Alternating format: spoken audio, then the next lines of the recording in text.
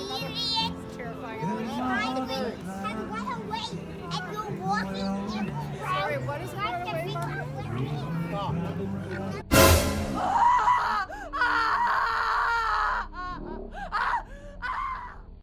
Hey everybody! So today on the Pup Workshop, we're going to be giving a little attention to Harwood. Now Harwood has a very large role to play in the Vancouver Pupps, and we've only so far been able to scratch the surface with him. But he's also not quite finished. There's quite a few details with him that we need to sort of flesh out. There's some details with the face which need to be dealt with, and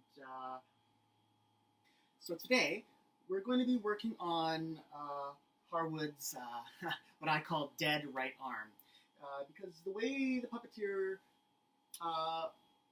operates Harwood is the left arm is in Harwood's left arm, and the right arm of the puppeteer goes up the neck into the head of the puppet.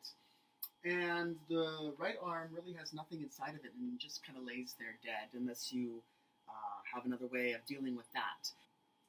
Now there are some different techniques in order to get the right arm to move.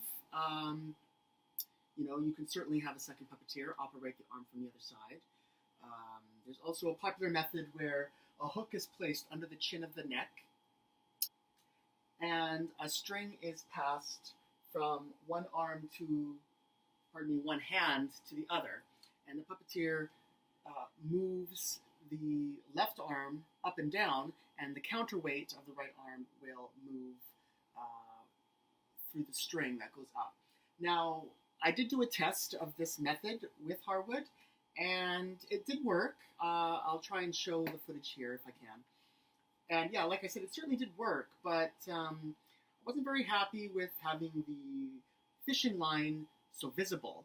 So I'm going to try a different technique. And what I want to do, and this is what we're going to be doing today on the workshop, is I want to pass the string through the body, through and around the puppeteer, coming out the other side, so that we avoid the string in the front. So how we're going to do that is we are going to make some holes in the chest that the string will go into, and then we're going to create a passageway around the understructure of Harwood for the line to pass through, so that we should have a minimal viewing of the fishing line, and we'll keep the area in front of Harwood's neck open and clear, which is sort of what we're going for.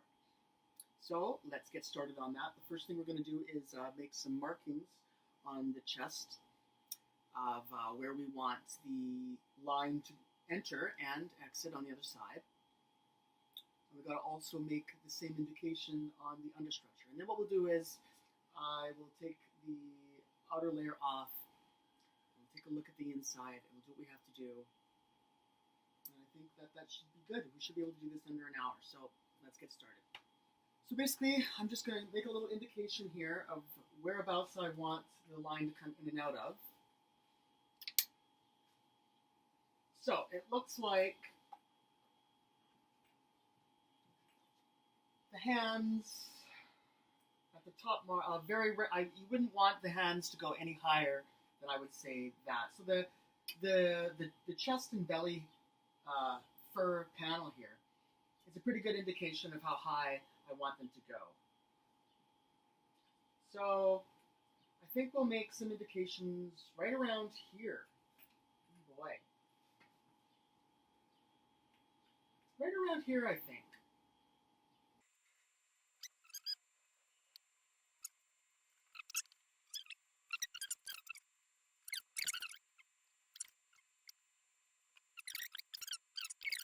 So there we are. So now I've indicated these two spots on the front upper chest of the body.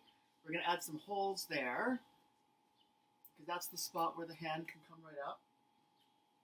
So what we're going to be doing now is I'm going to take the head away and take off this outer skin, and we're going to work a little bit on the understructure and get this. Okay, So here is what the understructure of Harwood looks like. So as you can see, it's a series of rings. Looks like it's 1, 2, 3, 4, 5 rings. And there is a ring at the top here that goes over the puppeteer's head and then rests on the shoulders. And the rest of it just basically is held up at the shoulders. So all of the puppet from the neck up is actually being held up by the right arm, and all of the body of the puppet from the base of the neck down is being held up by the shoulders. So that really takes a lot of the weight off of other puppets that would be operated with all of the weight being held up by the right arm. It makes that very, can make it relatively difficult. All right, so as we can see here, there's the 2 pins that indicate where I want the tubes to start. Now let's take a look at some of the tools we're going to be using in order to accomplish this effect. Okay, so here we have some of the materials we're going to be starting with, at least for the testing. I'm going to be using this black line for now, because I think against the dark brown of Harwood's chest, that the black line will be next to invisible. If it does end up being too visible, we'll try it with fishing line, which I think is how it is normally done. But I just want, one of the reasons I like this rope that I have, because it's nylon, and I think that it'll be slippery against the tubing, the inside of the tubing, which is also rubber.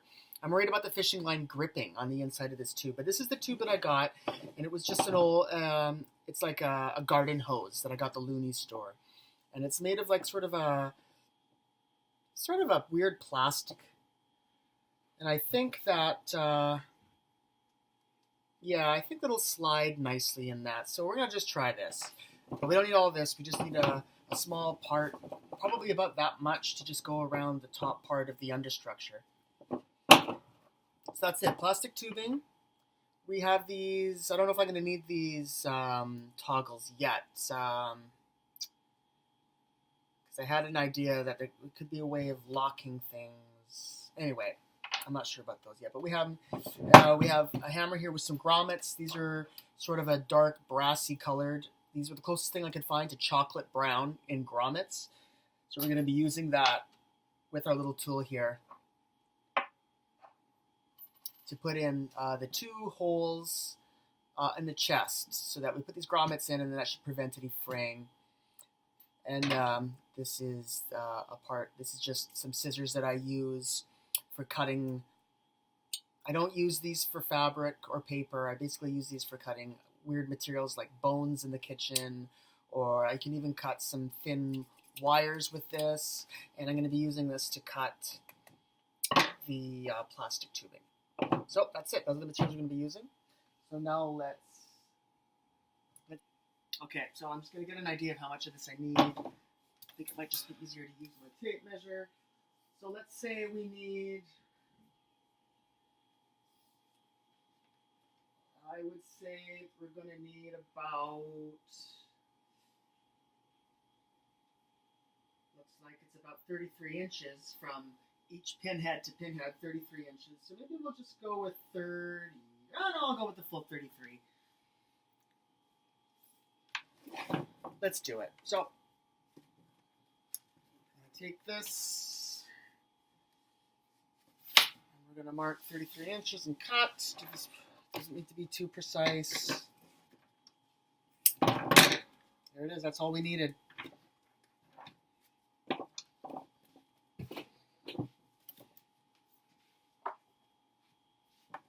Okay, so now what I want to do is attach this to the understructure.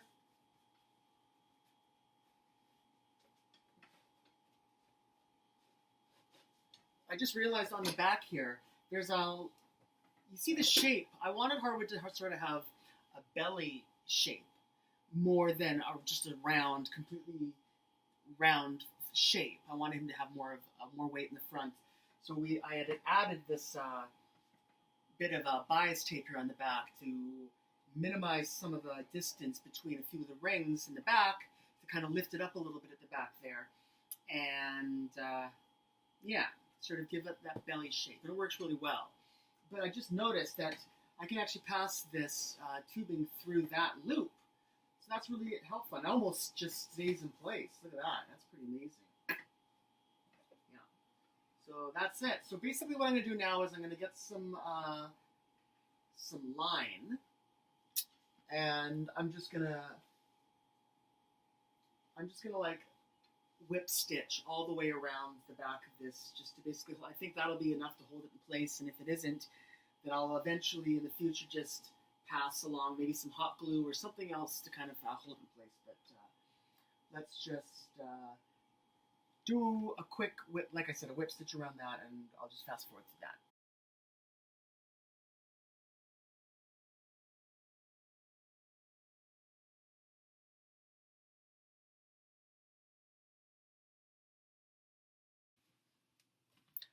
Alright, so there's the tube assembled. So that's not going anywhere very easily. So now we have a tube attached to the top ring of the understructure of Harwood. Now I have to pass the line through, and I think I know how I'm going to do that. I'm going to use some wire. Here we have some wire that I use for different things. Different elements of the other puppets. It's always good to have different types of wire handy. This one's not very thick. It's a pretty thin gauge, and I'm just going to create a little, if I can get this off, wow. I'm going to create a little like hook that I can pass the line through. Okay. So let's see here. This should be good enough. Hope.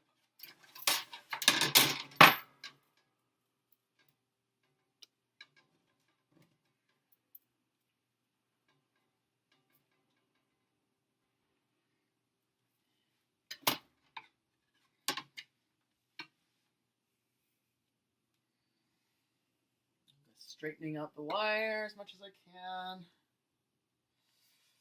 Okay. And I will create a little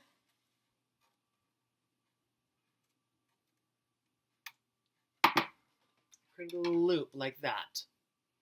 So now I'm going to take this and pass it through the tube.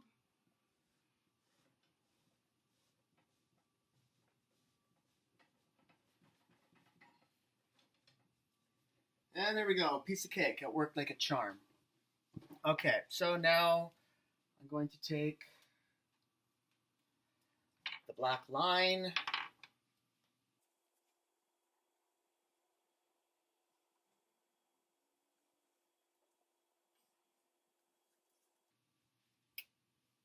And we're going to see if I can pull. We're going to see if I can pull this through. Sorry, screensaver went on there. Okay, I don't know. It's pretty loose here, but well, let's see. Let's just see what happens. Especially if I start guiding it through carefully. It might be okay. Look at that. We did it. So I'm going to keep this tool in where I keep Harwood's other tools. I have a separate little space for every single puppet on the show. They all have their own little set of things that they need, special little needs, because this will be useful as well. Like I said, we're starting with this black line. We're going to see how it goes, but if that is too visible, then we're going to try it. We'll try it with the traditional fishing line, and this is going to be a really good way of passing things through. Okay, so I'm just going to give myself a bunch of this slack. That looks like it's enough. It's more than enough. And we're going to be saving this. Okay. So now this is basically, we're ready to pass these lines. See, you can see it moves through. I don't know. We're going to see. Things will be held in place a little bit more once it's got the fur on as well. Anyway, we'll see. This is a test. So these lines are now ready to pass through the grommets that we have to put in the skin. And that's going to be next. Okay, so here we have the skin of Harwood. Here's the front belly, and I've marked up here with some chalk. Well, I'll be able to show it better later, but there's the two spots indicated where we're going to have the grommets. So let's do a test now to show you. Here's a little patch. Now, it always helps when you're doing grommets to pre-cut the holes. It's always the best method. If you don't pre-cut a hole, it can result in some bunching. And yeah, it always works better when you do this. So there's grommet has two parts. There's the top ring. Now you see all this excess here that we have to deal with? That's what I mean. That always gets in the way because the second half of the grommet is the ring that goes on the back. And if there's too much fabric there, it gets in the way of that ring. So I'm actually going to cut this more. Cut an actual little hole. It can be a little bit, the hole can be a little bit smaller than the actual grommet. In fact, it should be. See, that's not a very big hole. Whereas the diameter, it stretches over nicely. This is the little anvil. I'm not quite sure exactly what it's called, but the back of the facing side of the grommet goes face down on that. And then the back ring goes over, and then this little foot gets placed on top, and then you bang it. I give it 2 swift hits. 1, 2. Nope. Needs a little bit more. Yeah, that did a pretty good job. And that gives you a nice solid ring that's also held in place and backed. I guess you could also make it even stronger by adding some glue to the back here, sort of to hold it in place, but I don't think that's necessary. So anyway, that's what we're going to do now with our main man, Harwood, here.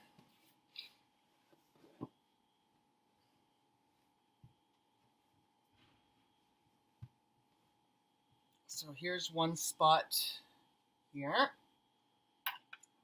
Now, that sample I just did was a piece of vinyl. It has no stretch, but there is actually some give to the fur here.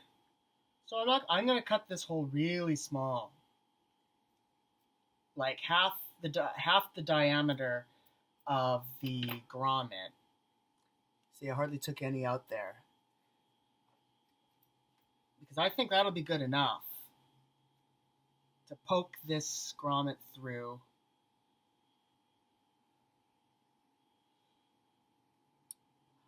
I might end up having to, oh no, it seems to be working. Yeah, I think it's fine. Yeah, I think it's okay. So I'm taking this, it's going underneath.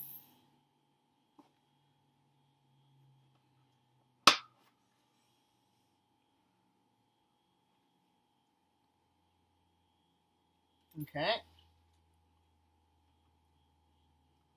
Getting the other ring. And the foot.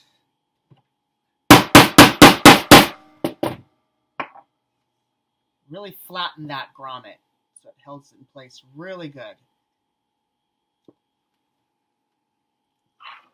And I don't know if you can see that or not. It's right here. The grommet. And the nice thing, it's kind of hidden in the fur.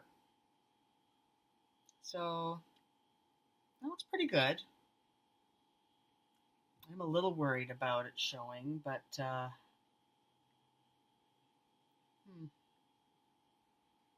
I can always add a little bit of something to cover it too. If I'm just a little worried about the white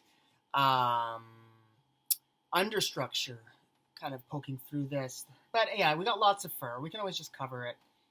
I would call that a success. Let's do it again. One more time.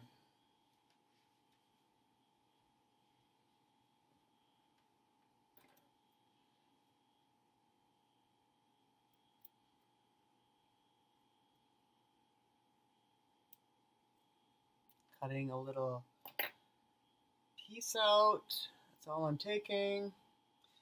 Like I have these 2 bits that I just cut out. I could actually even save those and use those in the front. Just kind of glue those over the top of the grommet to hide. Maybe I'll do that. Okay. No, we are passing the second grommet through.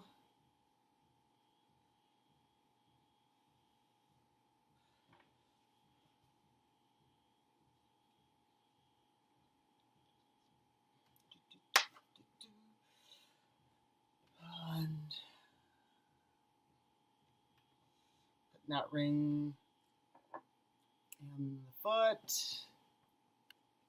and the hammer. Make sure that gets flattened real good. Looks good.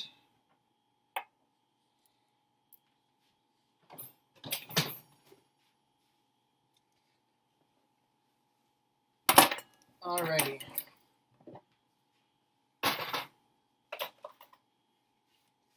So now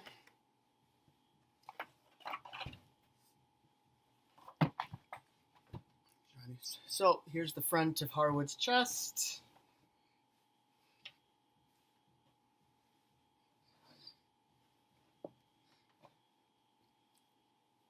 And we now have these 2 reinforced grommet holes here. The fur kind of covers them pretty well. Anyway, we'll see. I could always just put some acrylic paint over these of a dark chocolate brown. In fact, that might be the easiest way. Just color, and I might even paint some chocolate brown on the white understructure as well underneath in that area to cover it. That could be a good idea too.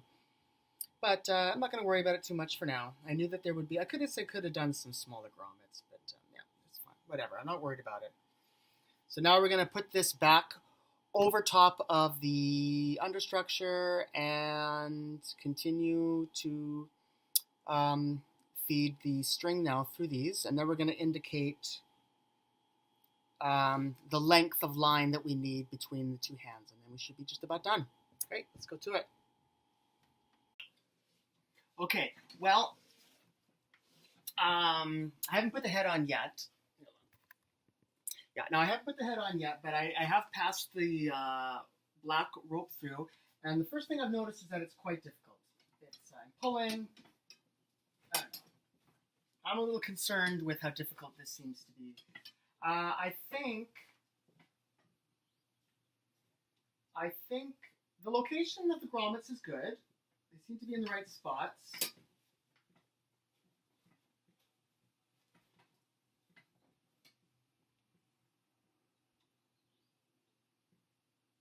I think I might want to try the fishing line.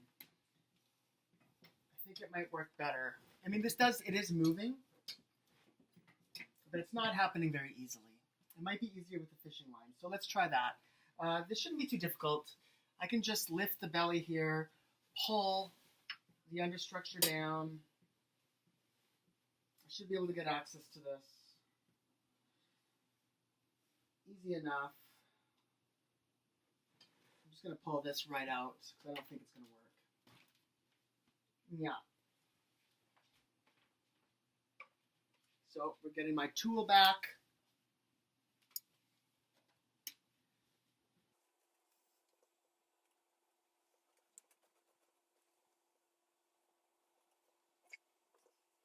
So I now have the wire through. Now I'm just going to get some fishing line. Every puppeteer should have a roll of fishing line. I got this from, again, the Looney store, $1.50 or something like that. Or it might have even been less than that. I think I might have only spent like 75 cents on this. And it's the one roll I've used all the marionette strings. Anytime I need to make something move, invisibly, I use this stuff, and I don't even think I'm halfway through the stuff. So it's a good investment, a good thing to have in your toolbox of puppeteer materials. So I am doing what we did exactly earlier with the black rope. I am tying this fishing line to the end of this wire snake. Now I'm going to pass those two ends through the grommets, between the understructure and the outer skin. So there's one. Probably pretty hard to see this on the camera. Okay. I don't know, it's hard to tell. I think that might be easier. It seems to be moving a little easier. So I can tell I am going to want to hide these a little bit better, but it should be fine. It should be fine. I can just get another little piece of fur and just kind of make a little cover for that. It'll be fine. Yeah. Okay. So what I'm going to do now is attach one. I'm going to attach the right end first to the hand. That one has to be secured really strongly.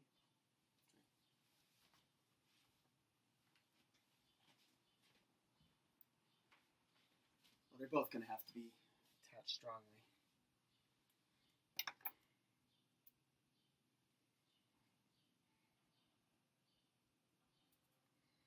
Now, one thing to keep in mind is that once this is attached, it essentially makes the outer skin and the understructure one single piece. You can no longer take them apart like what I just did, take the skin off to work on the underpart. You can't really do that because you're going to have this line attached to the outside, to the arms, that's going to be going through the fur and attaching itself to that tube that we just attached with our whip stitch. So keep that in mind. So this is something, though, that seems to be pretty easy to redo. I think if I ever do need to take the skin off and work on the understructure some more, I can easily just cut this fishing line and it's not that big of a deal. And I'm not even 100% sure if I'm always going to want Harwood. There's going to be a lot, once we start using him some more in some of the different videos I have planned for him, you might not always need to see his right arm very much. He will not be interacting with things all the time, so we'll really be able to just pick and choose the times that we want to use his right arm, which will be mostly for full body shots, when we show him walking around, moving around, and just to give his full body a more lifelike look. Okay, so let's see here. So I kind of, when it's pulled all the way up, it should be like around there. This is hopefully going to be like about kind of like that. So I think I'm just going to attach this to the inside of the hand here. Right where the thumb, you follow the thumb down, and on the inside.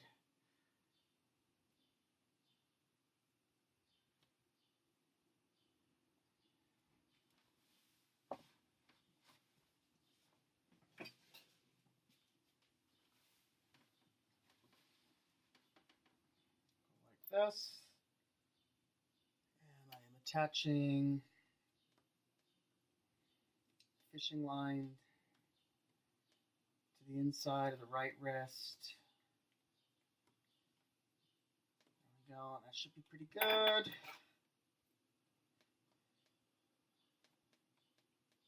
I love this stuff. It knots, because it's kind of like a plastic fishing line. It knots real tight. Okay, so let's see what happens here. So now if I pull this string on the left side, it should move the right arm up. I'm pulling really hard. It's not moving very much. Not looking good. Let me see if I can give this a little help. Oh, boy. Oh, boy, I have to really pull. Ugh, this is not looking good. It's doing what I feared. Because the tube on the inside is plastic, it's sort of a plastic, it's gripping on this line. What am I going to do about this?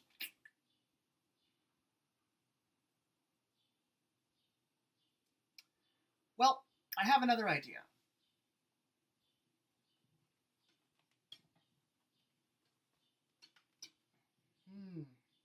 Might have to try some different kind of lines. Maybe something that's made of like a cotton. If I had like a dark chocolate brown, I wonder if that would work.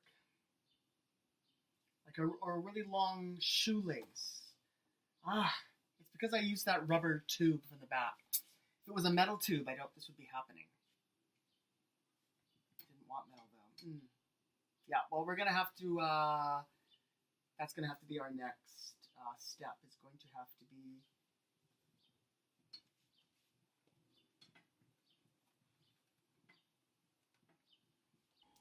Okay, so the fishing line was a failure, as I suspected. It was not a good option because it did exactly what I thought it would do, and it was gripping a lot on the inside of the rubber garden hose, and yeah, it was just basically non-functional for what we needed it to do. So I actually did a few things. One thing I did was I had some baby powder, and using a funnel, put a little bit in one end of the hose, and I blew it through. So the inside of the tube is now very well powdered, and I put the black rope back through because that was a better option. And there is it takes a bit more of an effort. Pardon me. It takes a little less of an effort than the fishing line, but it's still not quite what I hoped it would be. I definitely need to put a counterweight in the right arm because, as it is, it just does not move back down. With a little with a little more force, it starts to move down. So if I just put a weight in the right hand, I'm pretty confident that this method will work.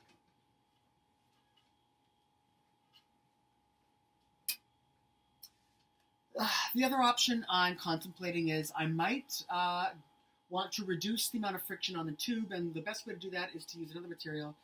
I was thinking of possibly a metal tube might work really well. I think this rope would slide through a metal tube a lot better than the rubber. So I could go to the hardware store and get some sort of the softest metal I can in a tube, something that's thin, and that's something I can just bend around the back in this shape, and we might try that next. So that might be my next option. But I think in the meantime, that's good enough for now. We've experimented with this enough for me to move forward to the next step, and we're slowly resolving this issue, but I think we're on the right track. But our hour is up, so I think we're going to stop there for now. Harwood is such a wonderful character because he's so much fun to look at, and he's able to be very interactive with the audience, and I'm able to take him out and about and do things that I can't with the other puppets, which is the whole reason I wanted to design him. A little side note here is that, to be honest, Harwood was not actually ever intended to be performed by myself.